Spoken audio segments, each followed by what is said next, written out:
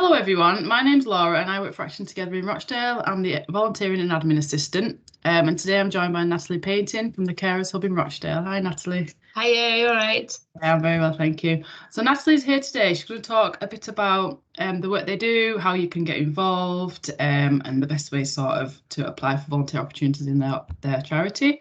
So Natalie, can I start off by asking you to tell us a bit about your charity and what it is your service offers?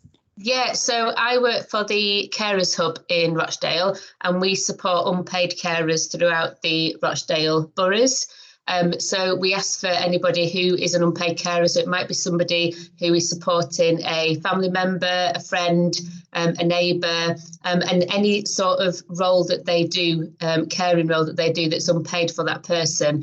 So it might be 24-hour care, it might be making food for them, giving them medication. So something that they are unable to do without their help, then they're able to register with us. And once the carer registers with us, they're offered lots of support. They get a dedicated carers information support officer who works with them to look at what they may need support with and help them with things like looking at benefits, doing a carers assessment, hopefully attending some of our events that we organise, receiving our newsletters. So we look at each individual carer and see how we're able to support them. And we have a number of volunteers that help us as well to be able to support carers. Yeah, excellent. So whereabouts are you based, Natalie? We're based at Lot 50 on Oldham Road. So we're not a drop-in centre, that's where we have our offices, but we do have a number of coffee and chat sessions all throughout the different Rochdale boroughs, which they have been on hold recently, and we've been doing them online, but we have started to get them up and running again. So we've got some in-person events happening. So we have them in all of the boroughs. So we've got one in Littleborough, we have them at Touchstones in Rochdale. I'm trying to think where the other ones are. We've got Haywood, and we've got the Willows as well. So we've got a dementia-friendly coffee and chat at the Willows Dementia Hub as well. So we do have places where people, if they want to come and talk to a carers information support officer, that's the place to go once they're registered with us. Oh, that's really good. Really good. I didn't know about the coffee and chat session, so you just made me know something there as well. So you mentioned about volunteers helping support your service. What kind of roles do you have available for volunteers? We've got lots of roles. It's been a bit different recently because of the pandemic, and we had to really have a look at what we were doing. But the main one that we've been working on recently, and that we've got lots of volunteers that really came to the forefront at the start of the pandemic, and we're absolutely amazed at how many people came forward to help us, and that was for our chat lines. So the chat stands for the Carers Help and Talk line, and we've got two chat lines. One of them is what we call our incoming chat line, and that's when a carer just feels like, I need to pick up the phone, I need to talk to somebody, and they can pick up the phone and talk to one of our volunteers. So it's a helpline it's a low-level line. So it's just for somebody who just feeling a bit lonely, isolated, wants to be able to talk to somebody. And the volunteers are there to offer emotional support, for a listening ear, and to chat. So it's really about the volunteer really listening to this person, so that the carer feels like that they've been listened to, and to have a chat with them. So we asked the volunteers for this one just to donate a minimum of 1 hour a week for this, so they would get an hour dedicated to them on the chat line. And if a carer just happened to pick up the phone during that time, the phone call would go through to them. We've got a secure system in place, so there's no way of the volunteer knowing the carer's number or the carer knowing the volunteer's number.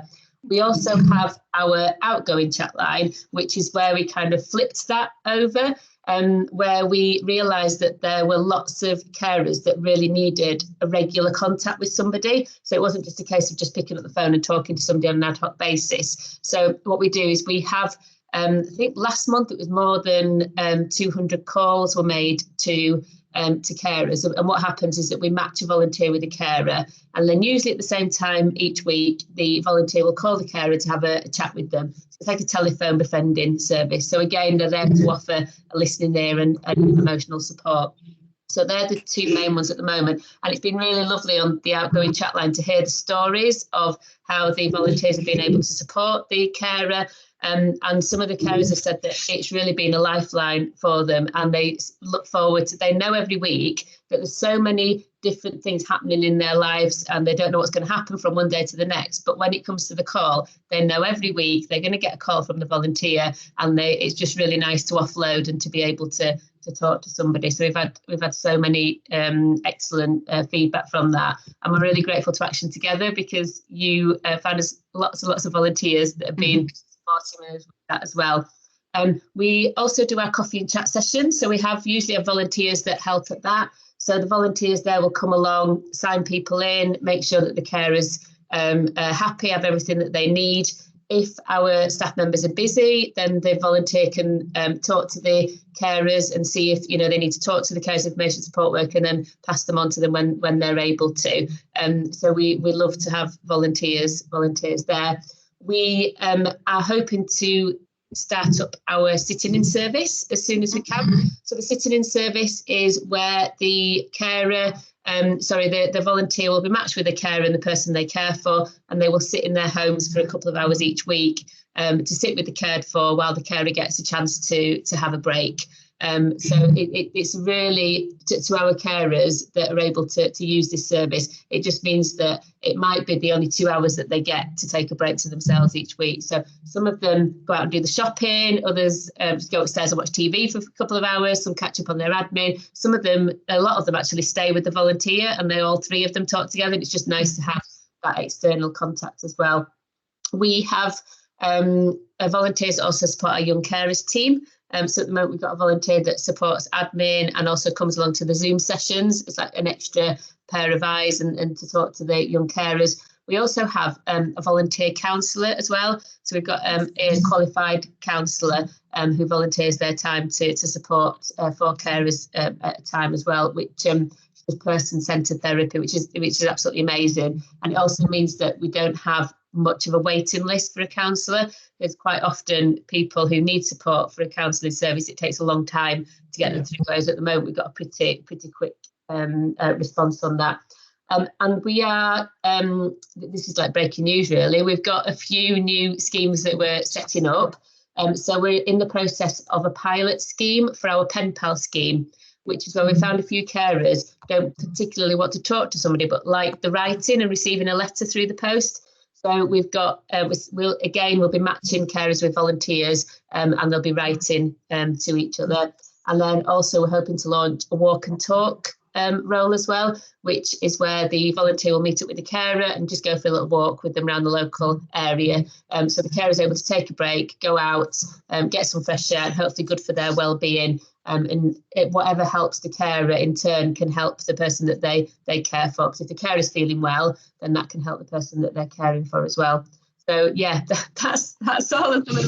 There's probably more that I can't think of. But basically, if somebody's got a skill and somebody's got something that they can do that they think they can benefit us, then we ask them to come and talk to us.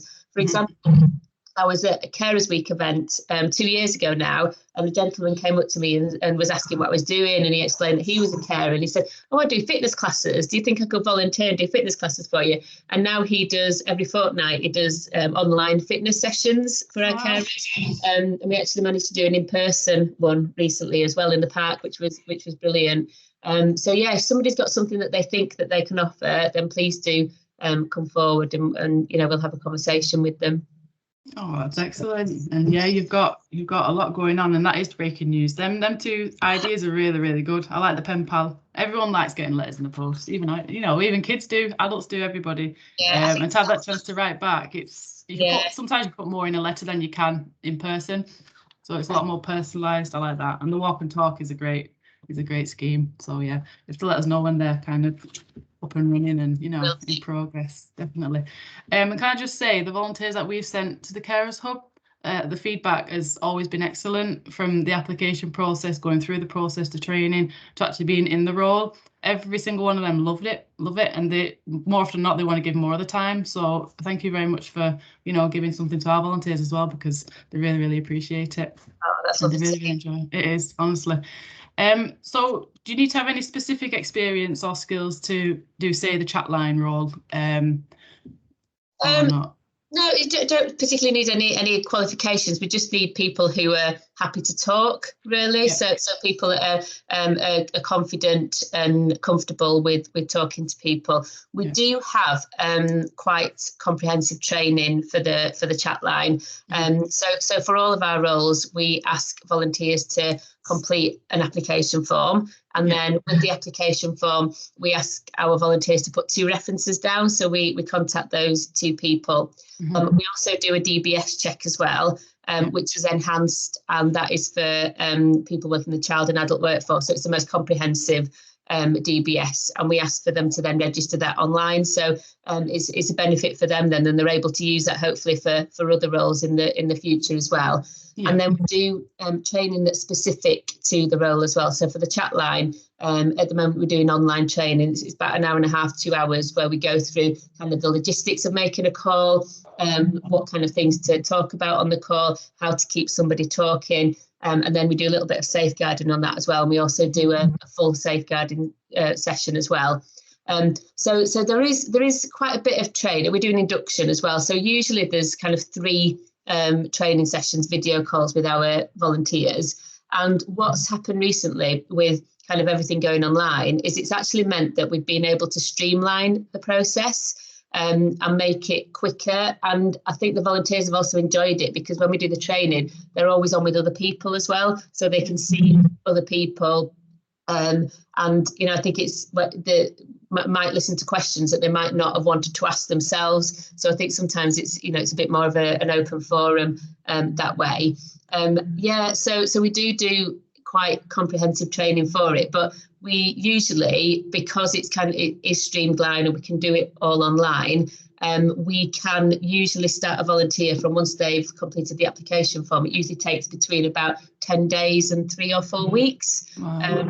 So it's a lot quicker than me going around everybody one by one doing all the training individually. And we also, our emphasis is always on making sure that the volunteer is comfortable with the role that they're doing. So if somebody says that they want to do the chat line, they do the training, and then they feel like, you know what, I just don't feel like that's right for me, then we want them to be able to say that, so that we can make sure that we can find something else that they'll feel more comfortable with. We also place a lot of importance on matching a volunteer with a carer who we think that they will get on with and also able to support and chat to. So there'll be some carers where it's just a case of they just want to chat about Coronation Street, the weather, what they do, whereas others kind of will want to talk about their caring role and go a little bit deeper. So if somebody just wants something that's really low level, then we can find a carer that suits them as well. So we're good at making sure that we get somebody at the right level who we feel like they'd work well with. Yeah. Oh, that's great. Is there a minimum age for volunteers? We need to make sure that the volunteer has a national insurance number. So it's 16, and they also usually need to be able to provide the two references as well. So 16 is really the minimum age. Yeah. Yeah, oh, that's great. That'd be great for like the sort of the young adult carers as well, wouldn't it? To have someone sort of more on their age range to connect a bit easier. What's been absolutely brilliant as well is it's surprising that we've got some. I've got 3 17-year-olds that are turning 18 that were in the process of doing their A levels. And when they came on board, I was like, I'm not quite sure, how I'm going to match them with people here. And they've all got, older carers, and the carers absolutely love it, finding out what they're up to and what they're doing. And they're actually some of the most successful matches. And they've been going on for a year now, and they've been following each other every week for a year. And I think that's brilliant. And the carers get a lot out of it, because they're hearing about what younger people are doing, and they're loving hearing about that as well. Oh, that's great. I suppose younger people would have a lot more sort of going on in their lives, especially if they're doing the A levels and exams and stuff. So that I can imagine that would work really, really well. So what's the best way for volunteers to apply for your role if they're interested, if they're watching this today? Well, the best thing for them to do is they could give me a call or send me an email. So my email address is npainting, that's N for Natalie, and then PAINTIN @rochdalecarers.co.uk. They can also apply through the Action Together website. So we've got our roles on there, or they can contact you, Laura. Telephone number I have to put on the back of my name badge because I can never remember it. But it's 07742 401 274. We've also got a Facebook page. So you can go on Carers Hub Rochdale on Facebook and have a look at everything that we do on there. And there's all our details are on there as well. And our website is Encompass. So if they search on encompass.org.uk, they can find us there as well. Lots of ways. Lots of ways. It's better to have more choice, because some people may not want a phone, they might want to email, or they might want to go on, Facebook. Most people on Facebook these days, aren't they? That's great. Yeah, so like Natalie just said, if you're interested in this role, you can contact using any of them channels. If you want to find out more information, have a chat, you can also contact myself or Phil. Action Together, we'll be more than happy to give you that information and forward you on that way as well. Thank you. Yeah, so wrapping this up, if you feel you fit any of these roles that Natalie's mentioned, please do get in touch.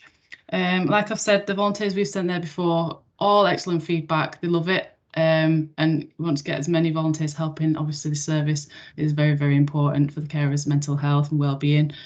So yeah, if you are interested, please use any of them channels to apply. Alternatively, you can contact myself or Phil Action Together.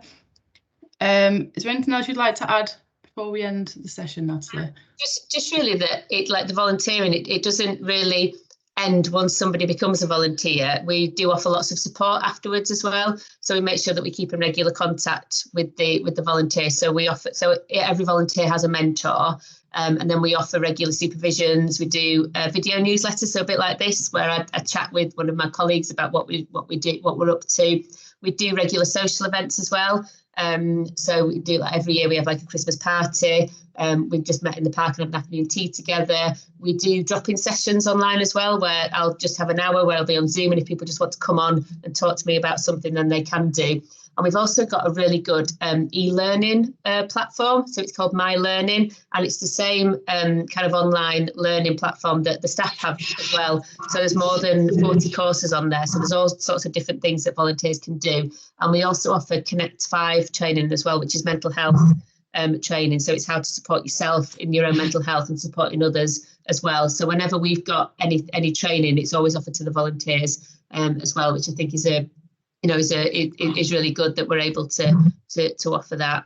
And just that we're always here for the volunteers to talk to. So if they ever want to talk to us about anything, then we're very open for them to call us whenever they need to. Oh, that's excellent. Yeah, and hearing what you offer to your volunteers, that's great. So you're looking after your volunteers very, very well, because obviously their well-being is important as well, making sure they're okay and have things to progress through the roles. Well, that's been great, Natalie. Thank you very much. And yeah, like I said, contact Natalie if you want to volunteer for Carers Hub. I can email myself, laura.augustine, that's AUGUSTINE, @actiontogether.org.uk.